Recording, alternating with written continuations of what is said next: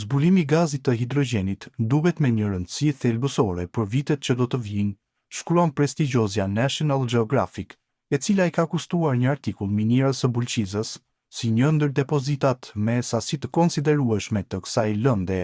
Zbulimi një sasie të madhe hidrogjeni, thellë në një minierë shqiptare, ka bërë që studiuesit t'i futen kërkimeve për më shumë gaz të bllokuar në tokë.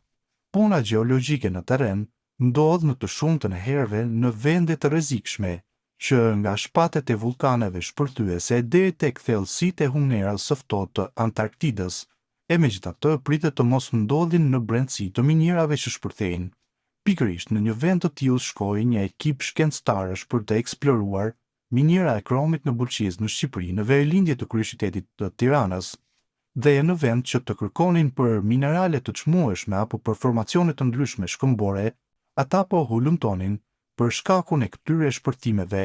Gazi hidrogenit i pastër një burim energjie ky i rinovueshëm i aftë për të transformuar botën.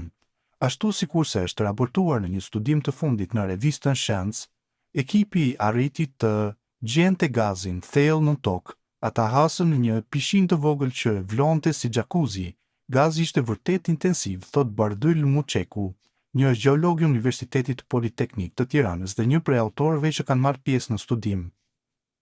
Rreth 84% e gazit ishte hidrogjen dhe ky ishte vetëm një nga venderdhjet në minierën e Bulqizës, që në total nxirrte të paktën 200 ton hidrogjen në vit.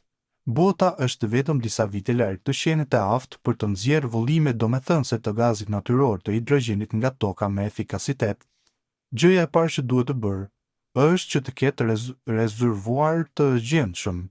Kemi shumë punë përpara për të bërë, thotë Geoffrey Ellis, një gjeokimist i naftës në Shërbimin Gjeologjik të Shteteve të Bashkuara të Amerikës.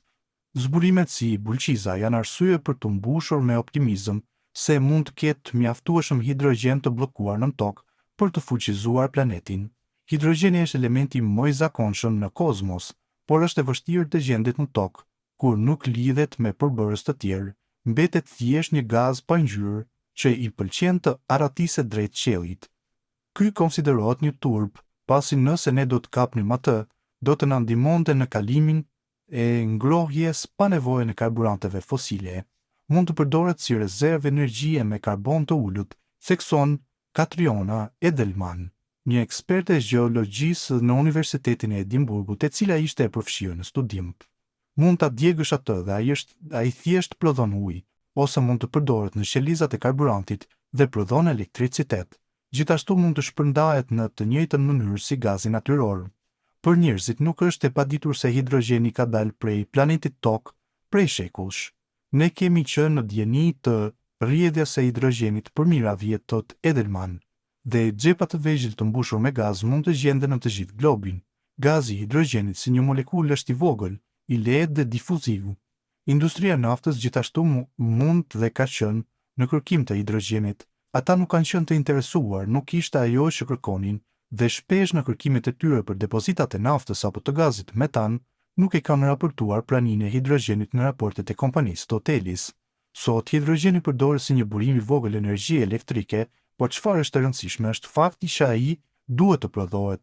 Ka njësor mënyrash për ta bërë këtë, që nga përdorimi i energjisë diellore për të ndarë hidrogenin nga molekulat e ujit, tek përdorimi i avullit për nxjerrjen e hidrogenit nga gazi metan. Por këto metoda ose janë tepër të shtrenjta ose të prirura për të lëshuar gaz raser, ose dhe të dyja. Hidrogjeni i lirë është hapi kryesor drejt një ekonomie hidrogjeni, thot Ali Hasan Parajou Band, një shkencëtar i energjisë në Universitetin e Edimburgut. Në një botë ideale, gazi i pastër i hidrogenit i nxjerrë nga nën toka do të ishte mënyra më ekonomike për të marrë substanca të vlefshme, por kjo botë dukej prej kohësh imagjinare, deri kur në vitin 2012 u gjet në Mali një rezervuar i konsiderueshëm i gazit hidrogen, që prej atëherë janë gjetur shumë xhepa hidrogjeni, duke përfshirë disa në Europë apo në Amerikën Latine. Tani fakti që gazi i hidrogenit nuk mund të bllokohet në tokë nuk duhet shumë justifikuar, thekson Ellis. Por, kur tjetër mund të jetë të burgosur hidrogjeni? Kërkuesit nuk mund të dalin thjesht në mënyrë rastësore për të kërkuar atë.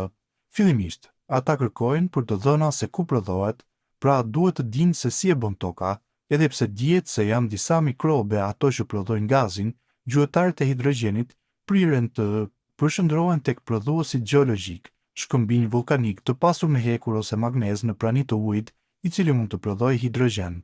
Rrezatimi natyror që buron nga shkëmbinj të caktuar gjithashtu mund të ndajë ujin për të farkëtuar hidrogjenin. Miniera e bulqizës në Shqipëri është një objekt kryesor për hulumtimin për dy arsye kryesori. Së pari, prehet në një shtrat të lashtë të deti që daton nga koha e dinosaurëve, që është i mbushur me lëngje dhe shkëmbinj vulkanik të pasur me hekur, duke bërë atë një fabrikë premtuese e hidrogjeni.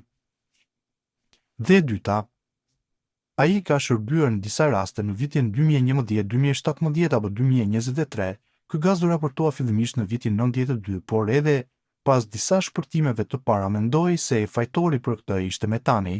Në fillim të këtyre incidenteve as nuk e mendonin se ishte hidrogjen, thot Muçeku.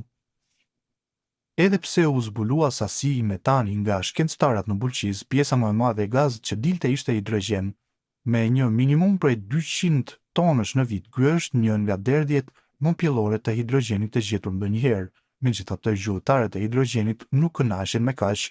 Ekipi i Muçekut vlerëson se miniera përmban gjithsej 5.000 deri në 50.000 ton avull të pashëndrueshëm. Depo me miliona ton gaz hidrogjeni janë të burgosura dhe po kërkohen nga ulëmtuesit e fokusuar në energji. I rëndësishëm këtu është fakti që ky gaz nuk shpërbohej nga reakcione gjeologjike të padobishme. Ky akumulim duhet të ishte formuar gjatë një periudhe dhjetra mijëra vjeçare, thot Elis, ndërsa Muçeku shpjegon se kur miniera u pre në thellësi, hidrogjeni filloi të arratisej dhe të shkaktonte shpërtime aksidentale. Gërmimet duket se kanë çarë çatinë e një rezervuari të fshehur. Pllakat e zhvarrosura në fund të detit ishin gjithmonë objektiv me prioritet të lartë për gjuetarët e gazit të hidrogjenit, por ky studim ka nënvizuar një nocion të ri se ndoshta kemi të bëjmë me fillimin e një epoke të re që energjia e hidrogjenit mund të gjendet në lloje të ngjashme të sarkofagëve tektonik në të gjithë botën.